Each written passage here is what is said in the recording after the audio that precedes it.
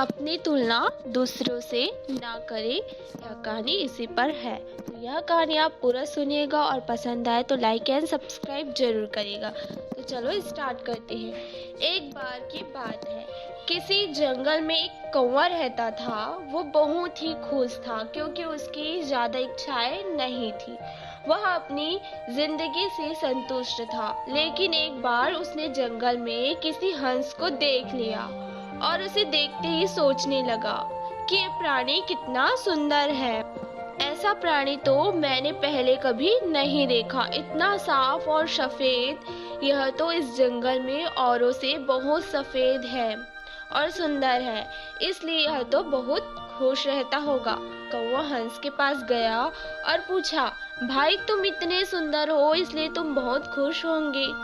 इस पर हंस ने जवाब दिया, हाँ, मैं पहले बहुत खुश रहता था जब तक मैंने तोते को नहीं देखा था।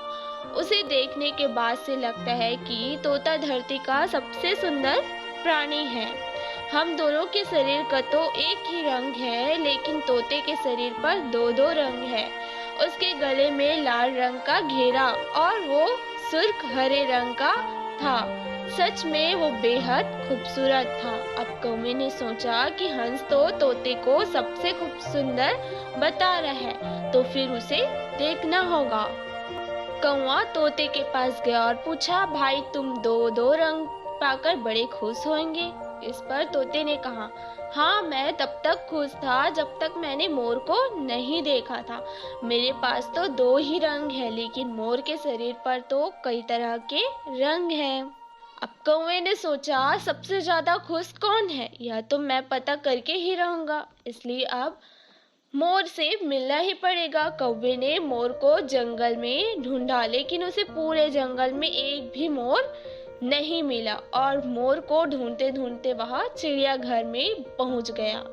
तो देखा, मोर को देखने बहुत से लोग आए हुए हैं और उसके पास आसपास अच्छी खासी भीड़ है। सब लोगों के जाने के बाद कौवे ने मोर से पूछा, भाई तुम दुनिया के सबसे सुंदर जीव हो और रंग बिरंगे हो। तुम्हारे साथ लोग फोटो खिंचवा रहे थे। तुम्हें तो बहुत अच्छा लगता होगा और तुम तो दुनिया के सबसे खुश जीव हो। इस पर मोर ने दुखी होते हुए कहा, भाई अगर सुंदर हूँ तो भी क्या फर्क पड़ता है। मुझे लोग इस चिड़ियाघर में कैद करके रखते हैं, लेकिन तुम्हें तो कोई चिड़ियाघर में कैद करके नहीं रखता और तुम जहाँ चाहो अपनी मर्जी से घूम फिर सकते हो। इसलिए दुनिया के सबसे संतुष्ट और खुश जीव तो तुम्हें होना चाहिए, क्योंकि तुम आजाद रहते हो। कौवा हैरान रह गया क्योंकि उसके जीवन की अहमियत कोई दूसरा बता गया। दोस्तों, ऐसा ही हम लोग भी करते हैं। हम अपनी खुशियों और गुणों की तुलना दूसरे से करते हैं, ऐसे लोगों से जिनका रहन सहन का माहौल हमसे बिल्कुल अलग होता है।